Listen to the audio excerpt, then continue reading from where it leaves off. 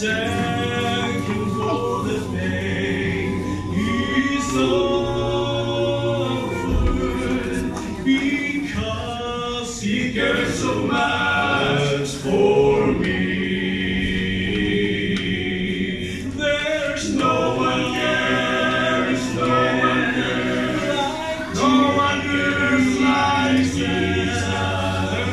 There's no friend, there's no friend so precious to me. Who will carry your cross to Calvary? No one ever cares so much for me. There's no one cares, no one cares, no one cares like Jesus. There's no friend, there's no friend so precious to me. Who will carry your cross to Calvary? No one ever cares so much for me. No one ever cares so much for me.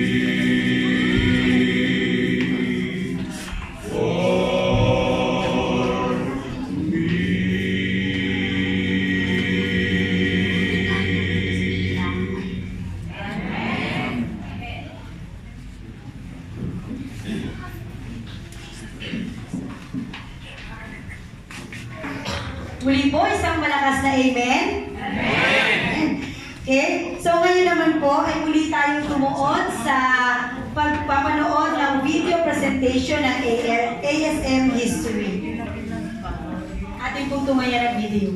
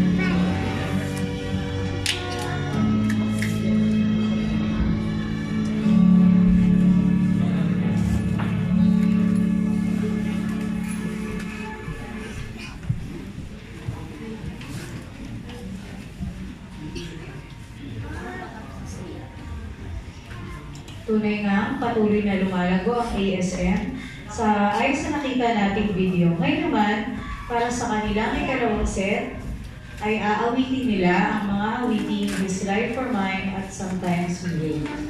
Mga kapatiran, nandito po muli ang Advent Soul of Melodies. Did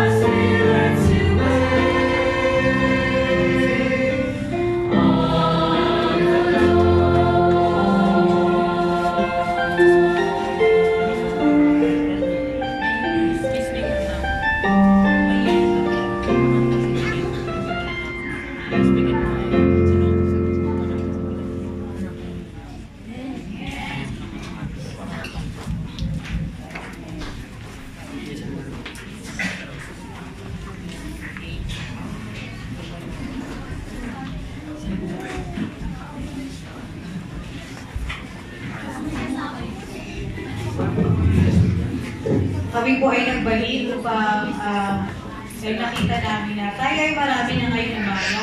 Nais po namin ulit paalala na ang programa namin ngayon ay kakaiba. Dahil, Sister Noveline. Okay, dahil nga po, napansin ninyo, puro awitan ang ating naririnig ngayong umaga dahil po pinagdiriwang ng ASM ang kanilang first anniversary. Ang bilang pagbabalik at pasasalamat sa Panginoon ay inihahandog nila ang konsyertong ito sa Kanya. At additional, ang concert nila ito ay Sister Roba. Yung first part po kanina ng ating concert ay ang kanilang anniversary special. At mamaya meron pong second part yung ating program sa kanilang concert. Ay malalaman po natin mamaya kung ano ba yung second part na yun, Sister Lay. So ang kanilang pong concert ngayon ay pinamaganda nilang How Great Thou Art. Amen. May mga nagtatanong, ano para saan daw po ang brown envelope na nakikita or inaabot sa kanila? Ang brown envelope na ito ay para sa ating love offering, para sa ating kapatiran na matutulungan natin sa umagang ito. Ayan yung second part mamaya. Yes, mamaya. Kasi may nagtataas doon, si Sister Tere, ano daw to? So, para malinaw ang katanungan sa inyong isipan, ayan po. Tayo tumungo na sa ikalawang bahagi. Yun pa yatang video na about sa anniversary nila. Parang second part ng history nila. Oo, kasi naalala ko ito nung magsimula to. Kasali pa ako noon na dito. Ano nangyari? Masyadong busy pag nanay. Pag working mom po, masyadong busy. Kaya sabi ko nakakahiya naman sa kanila. Hindi ako nakakapag-practice. Pero habang tumagal po sila mga kapatid, nakita natin na patuloy pinagpala ng Panginoon yung kanilang lingkod. Ano po? Lumago at hanggang ngayon sila po ay nagpapatuloy.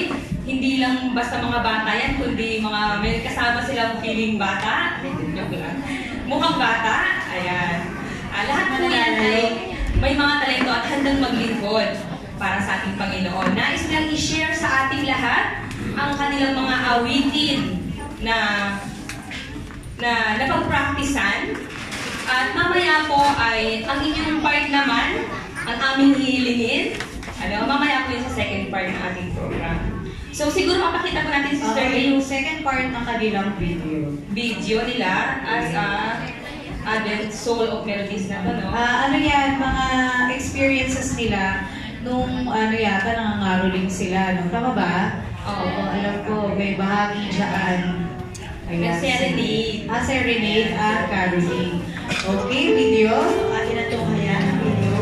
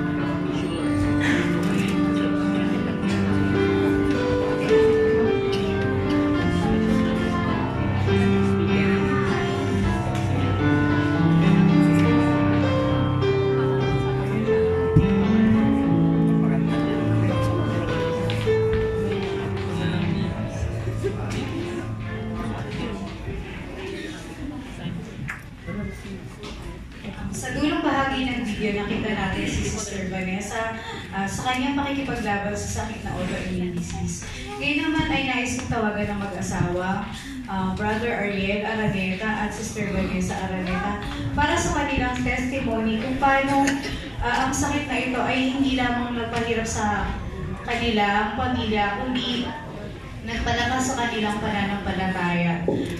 Brother Ariel and Sister Vanessa, tinatawagan ko po kayo dito sa itaas upang aming mapakinggan ang inyong testimony.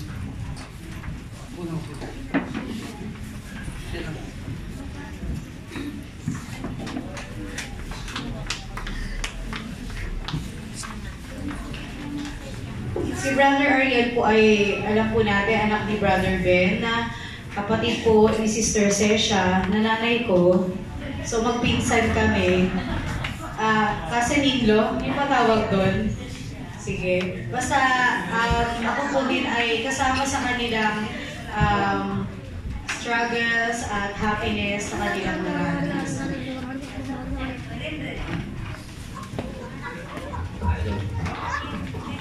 Good morning po, happy Sabbath po sa inyo.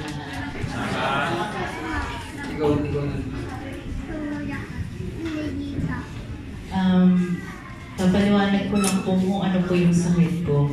Meron po akong NMO, neuromyelitis optica, spinal cord compression, autoimmune nerves.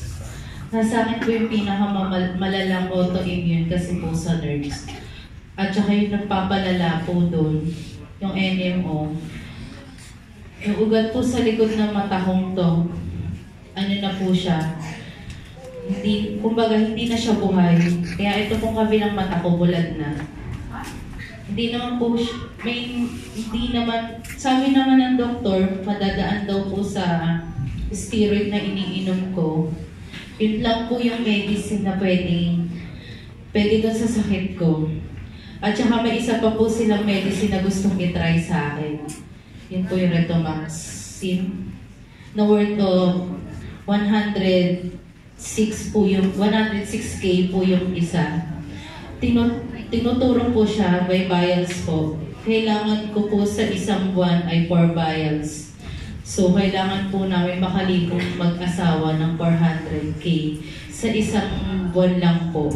Pero ang kailangan ko po talaga sa isang taon, kasi isang taon po yung kailangan iturok sa akin.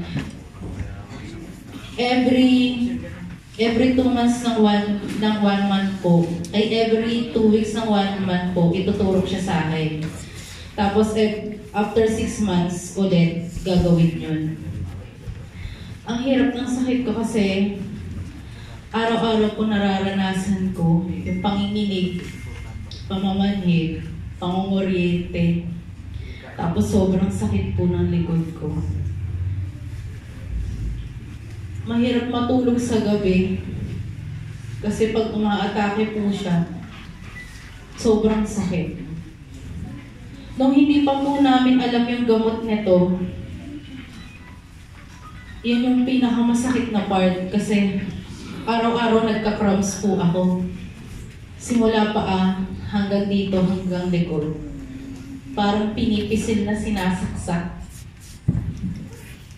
Akala po namin madadaan siya sa herbal tsaka sa therapist ni Papa Ben po. Nung hindi pa po namin, wala po talagang nangyari. Akala po nga namin kinukulam ako. Kasi bakit ganun? Lahat na ginawa namin, pero parang lalong lumalala po siya. Nung nauwi po kami sa Palawan, kasi nga gusto nga po akong pagalingin ni Papa Ben. Kala niya po mapapagaling niya ako. Pero ginawa naman niya po yung lahat. 4 days pa lang po kami nandun. Yung 4 days po na yun, araw-araw po akong inaatake. Sobra. Yung araw-araw na yun, yung mga anak mo, nakatitig sa'yo, hindi nila alam kung ano yung nangyayari. Nanginginig ka. Sobra sakit.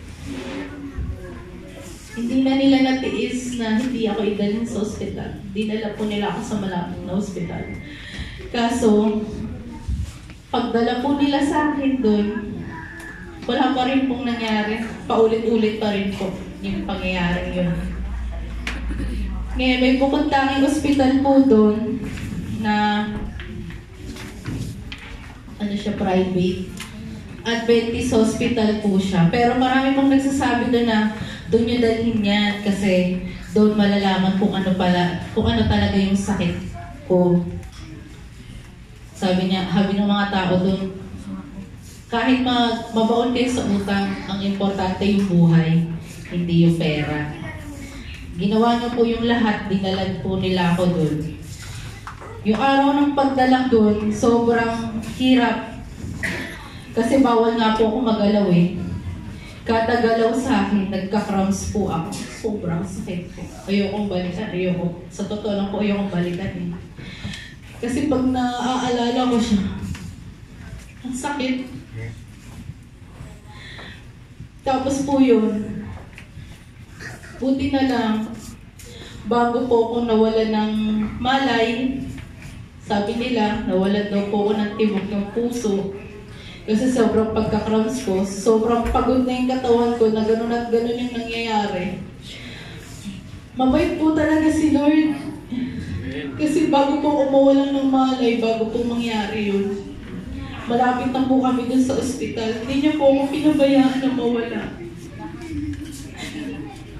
Pagdating po doon, inasikaso po talaga nila kami agad. Napakabait po ng mga tao doon, lalo na yung mga doktor sa Adventist Hospital. Nasikaso po nila kami agad kahit wala kaming pera. Nasikaso po nila. Doon, binigyan kami ng... Gumagawa po talaga si Lord ng mga taong instrumento para matulungan po tayo pag may problema tayo. Binigyan po nila kami ng mga doktor na sobrang bait. Mga nurse na sobrang bait. No? Di po nila kami pinabayaan doon. Doon po nalaman yung totoong sakit ko na NMO. Doon po nila nalaman kung bakit po ako nagkakaganito. Pumunta po pala kami ng Palawan, hindi na ako nakakalakad. Di po ako nakakatayo ng ganito. Pero nung pinunta po nila ako sa Adventist Hospital, 1 month and 5 days po kami doon. Yung doktor ko po, na humawak po sa akin doon, galing po dito sa... Saan yun yun? Taga dito rin po sa Maynila siya, tapos parang napupunta lang po siya doon sa Palawan kasi kailangan niya lumipat dahil taga doon yung asawa niya. Kasi itong sa hospital po siya galing. Parang lalo rin kami na sabay pa kami pumunta doon. Tapos parang parang itinadhana po siya sa amin. Siya po yung nakatuklas ng sakit ko, tapos siya rin po yung gamot sa akin. Tinimpla niya po yung bawat gamot na dapat na iinumin ko. Hindi po siya papayag na puro gamot lang po ako. Kasi alam naman po natin, kung puro gamot, masisira din po yung kidney ko. Tinimpla niya po, inayos niya po.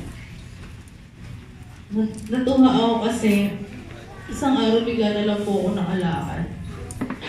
Siguro, dahil na rin po sa prayers ng pamilya ko, mahal ko sa buhay.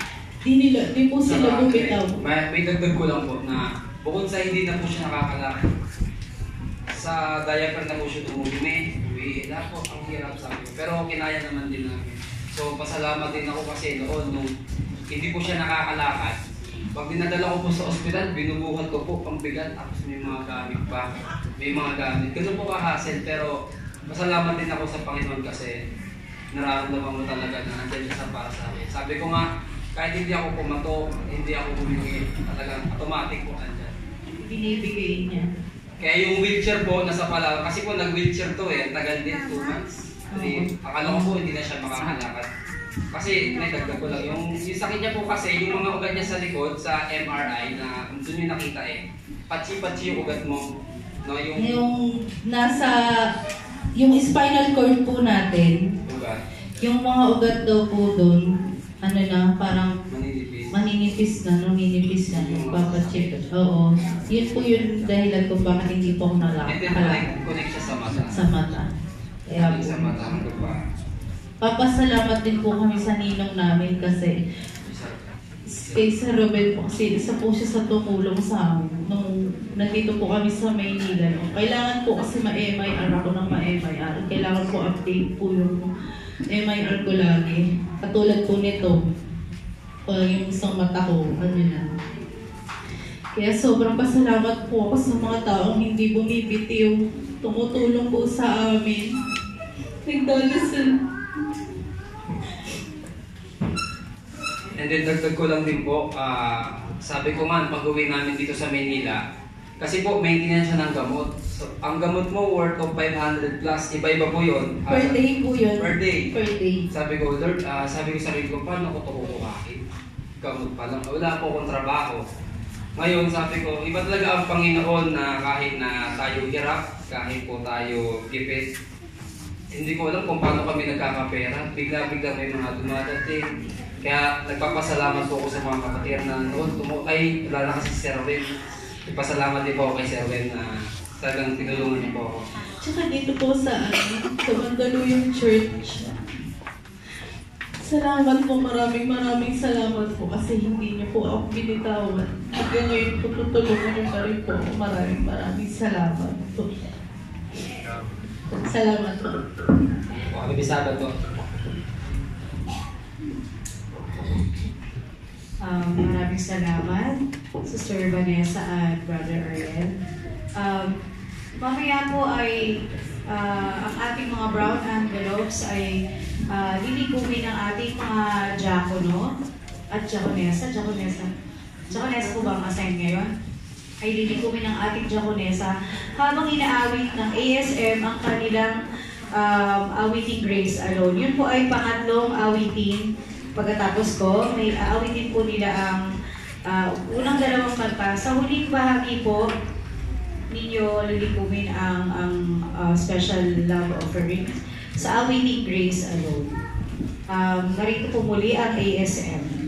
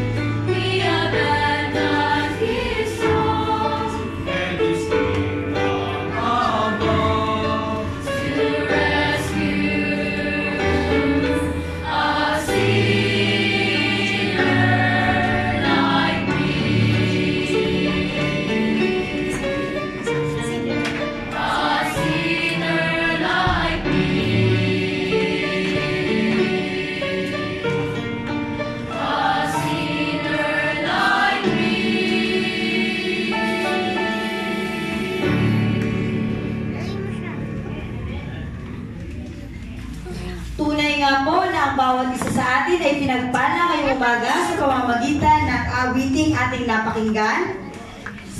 Nais ko pong ipabatid sa bawat isa Kung meron pa po hindi nakakatanggap ng envelope, mangyari lang po na lumapit kay Sister Tere.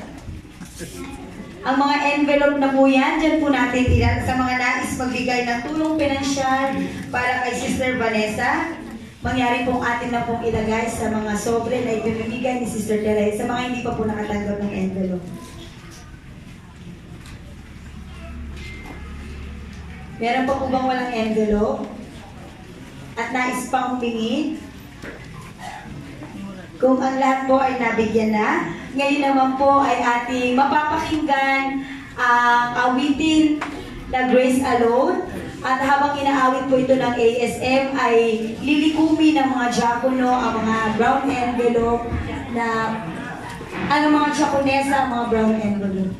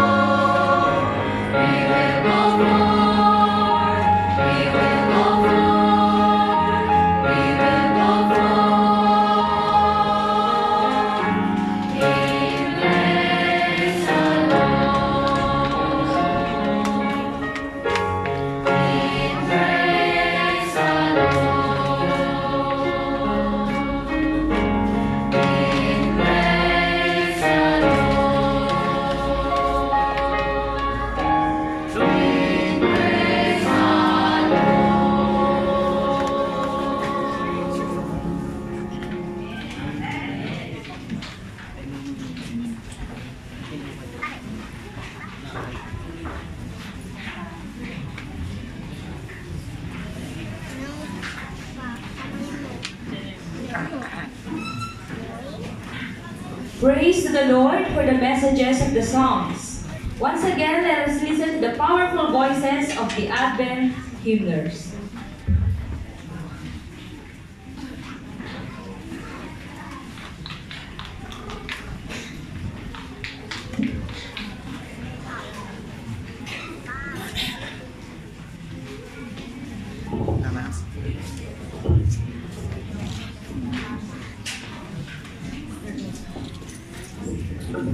Nothing is permanent in this world. Only change is permanent. Our loved ones may come and go, but there is someone who will always be with us forever. Ang lahat daw ay maglalaho, ang lahat ay lilipas, maging ang gutom ay lilipas yan. But there is only one who will always be with us. Kung kaya nag-survive mo ang family in Araleta. Patuloy po tayo kumapit sa isang pangalan. Ang pangalan ng Panginoon Jesus. Ito sila sa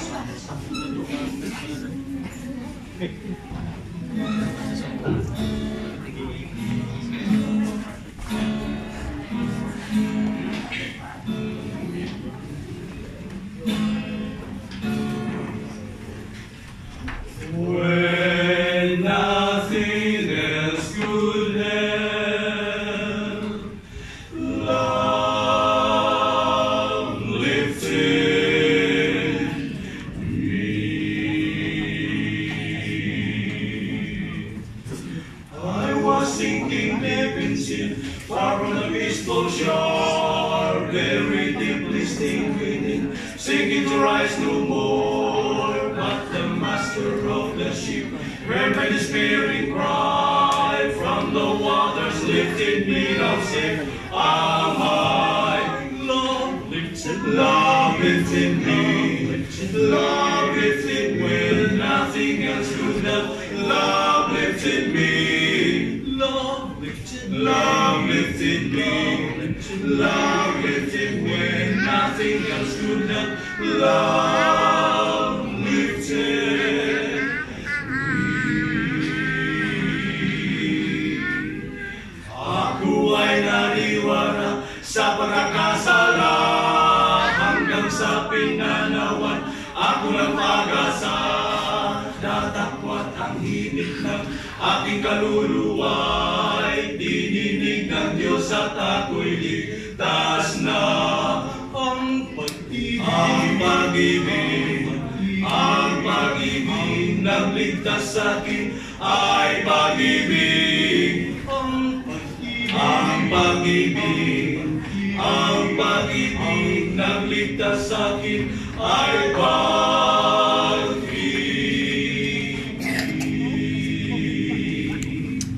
Nahiunlod sa sala, ako'y labihan, dili na makatunga, walay kalauman. Apan ang nagalon ko, kana ko naluoy, gigukta niya ako, gituboy.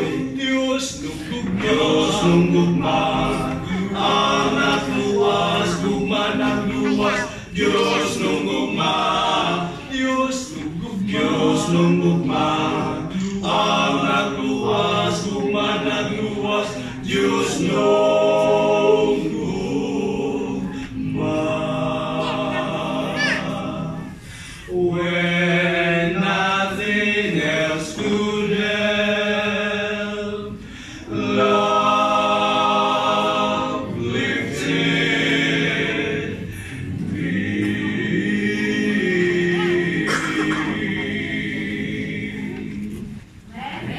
Amen.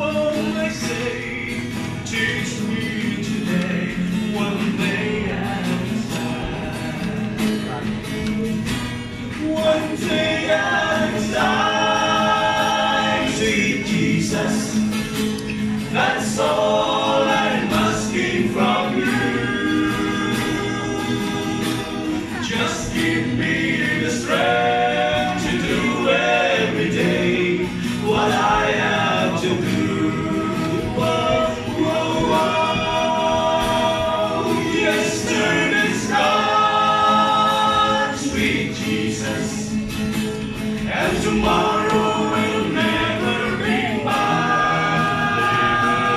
Lord, help me today, show me the way, one day at a time. Do you remember when you walked from with these eyes you know, if you're looking below, there's worse now than then. Pushing and ranching. Whoa, whoa,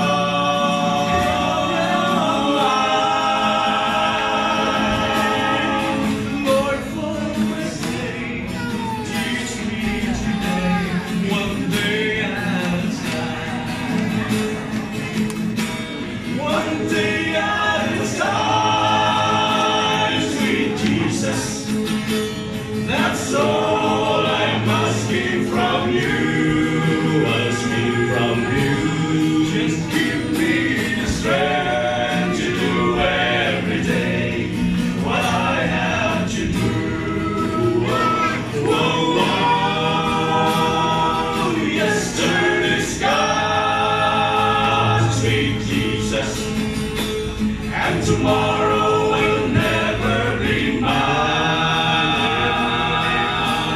Lord, help me today, show me the way, one day at a time. One day at a time, sweet Jesus. That's all I'm asking from you. Asking from you. Just give me the strength to do every day what I have to do. Whoa, whoa, whoa. Yes, turn is God, sweet Jesus, and tomorrow will never be mine. Lord, help me today, show me the way, one day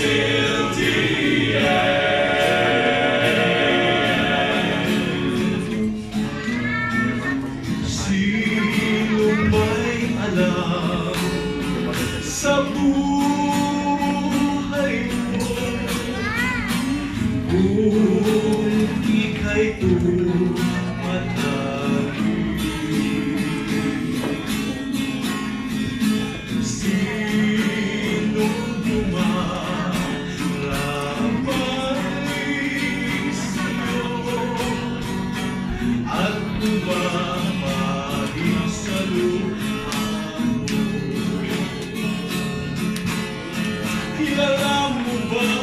Kilala si Kristo. Giliw ko kaibigan. Batid mo ba? Mahal ka niya at hindi kanya iwanan. Do you know my Jesus? Do you know my friend?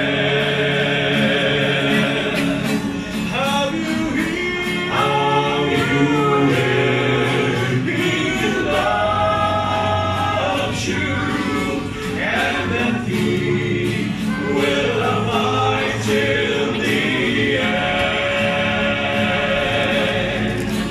and that he will abide till the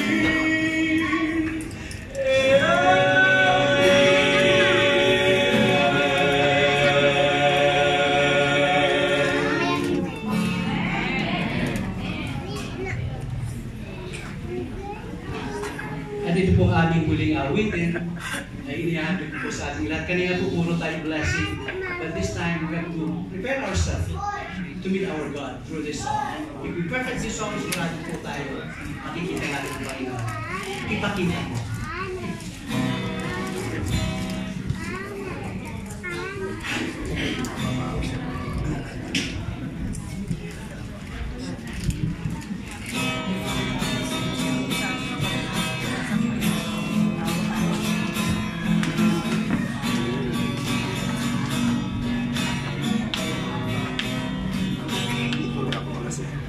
Ang pagsamba mo'y nakakalito, kung sa kanan ba o kaliwa. Simba kung minsan matagal dumating, dahil hindi inuna ang Diyos. Ipakita mo kung ano ang totoo, kung talagang sa Diyos ka ba. Hindi maganda ang manglupay-pay ka, dahil ang panahon malapit na. Kung sa trabaho laging alisto, nangihina na kung Sabado, present sa umaga, sa hapon wala na. Ang pagsamba mo'y midya-midya. Ipakita mo kung ano ang totoo, kung talagang sa Diyos ka ba. Hindi maganda ang manglupay-pay ka, dahil ang panahon malapit na.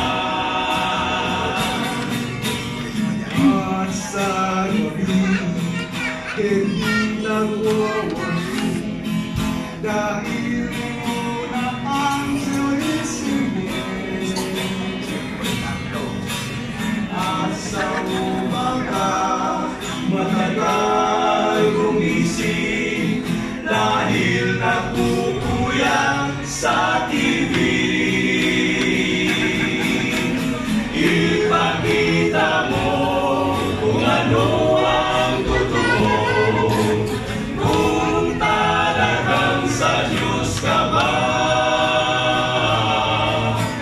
Hindi maganda ang manglupay-pay ka, dahil ang panahon malapit na.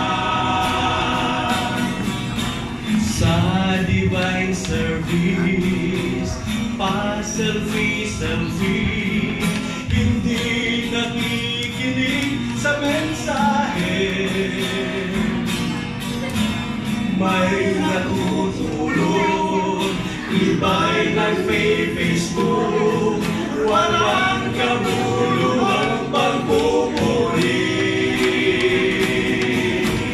Ipakita mo kung ano ang totoo, kung talagang sa Diyos ka ba.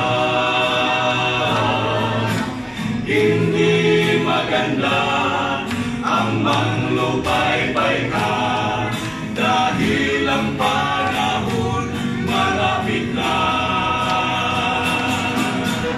Ipakita mo kung ano ang totoo, kung talagang sa Diyos ka ba.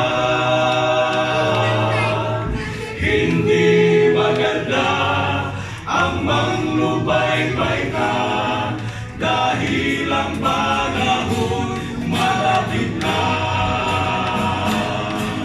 Dahil ang panahon malapit na. Malapit na.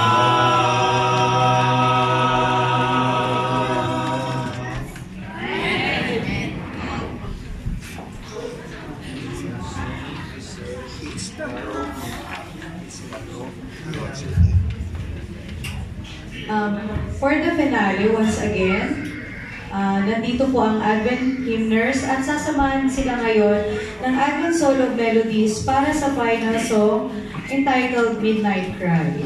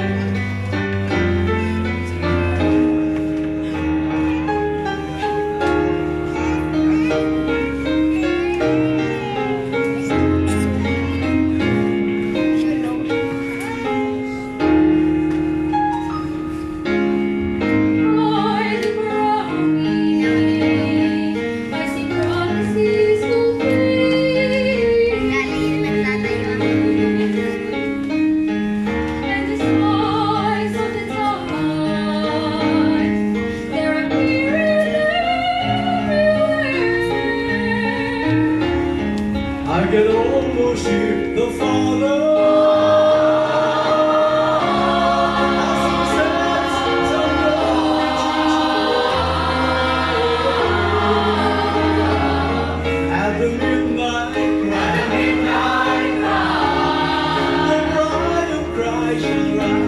We will arise when Jesus steps out. For the clouds and all His children, the dead in Christ shall rise to meet Him in the air. And then those that remain shall be quickly changed.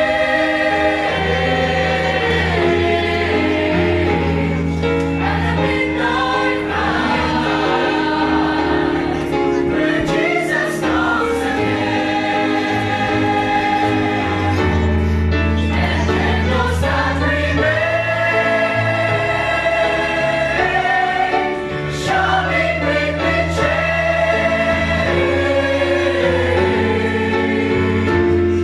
At the midnight cry, when Jesus comes again.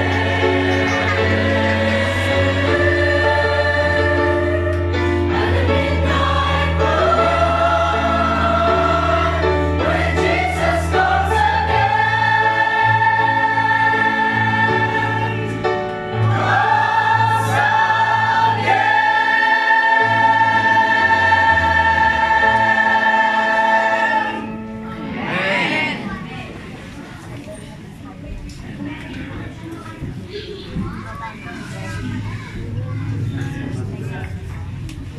Hinihingan po ang lahat ng grupo na manatili sa taas at inayayahan din po namin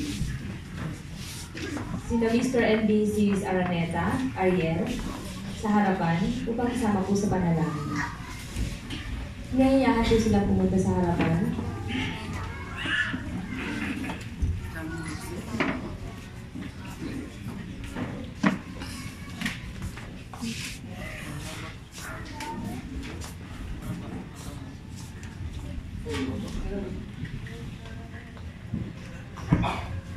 Okay po, tayo ay manalangin. Inayaan ko na rin po kayo tumayo. Let's pray. Dakilang pamaginan ng Diyos sa umaga pong ito, kami po ay lubos na nagpapasalamat sa inyo pong kabutihan sa bawat isa sa amin.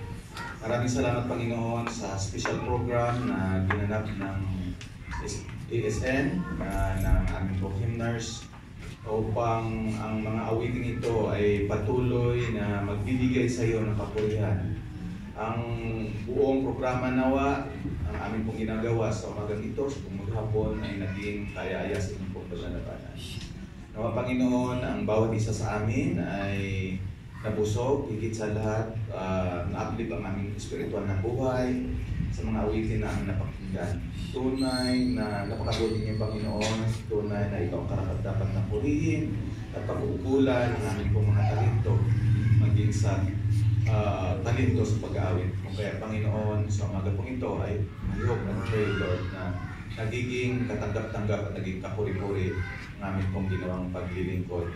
Narito po ang mga kapatid na siyang nagaloob ng kanila pong mga talento na patuloy silang pagpalain sa kanila pong ministry sa pamamagitan ng music, and ang kanilang pong leadership, ang kanilang mga adhikain na Panginoon ay laging nakasintro sa pagpupuri sa inyong pong dakilang pangalan.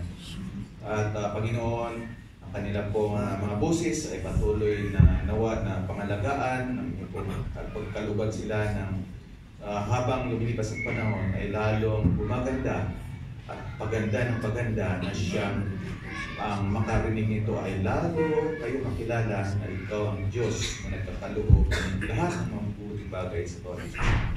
Narito rin po ang kanila pong special program kung saan ang kanila pong ang gift namin ngayon ay aming inilikom din para makatulong sa aming pong kapatid na Aranita and Vanessa. Ikaw po lubos ng kaalam, Panginoon, sa aming kapatid na ito, kanilang suliraning physical, Sister Vanessa.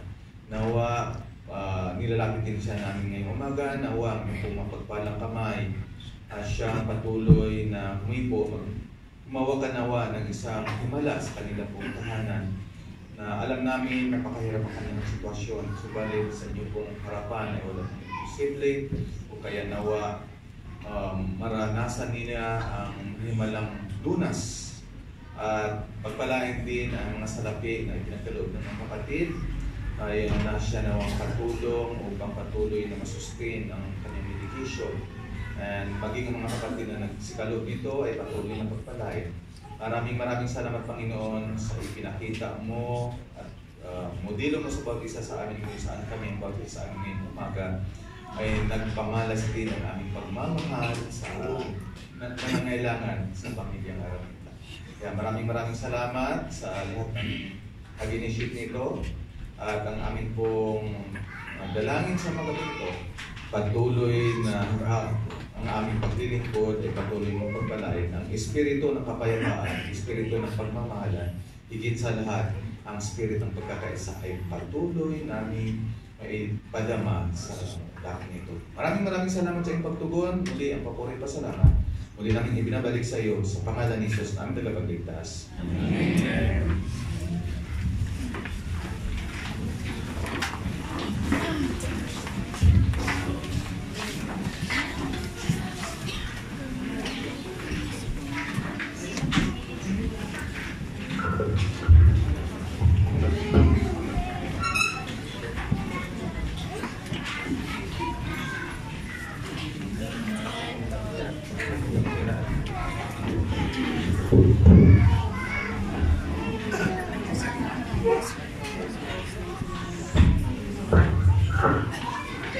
Bago tuluyang magtapos at pumunta sa pangalawang bahagi ng ating servisyo, nais pasalamatan ng ASM ang mga sumusunod na naging bahagi ng success sa pamamagitan ng pagkakaloob sa kanila ng financial health mula sa Mendoza family, Salapan family, Bagunas family, Muldera family, Feguro family at si Pastor Romel Aquino.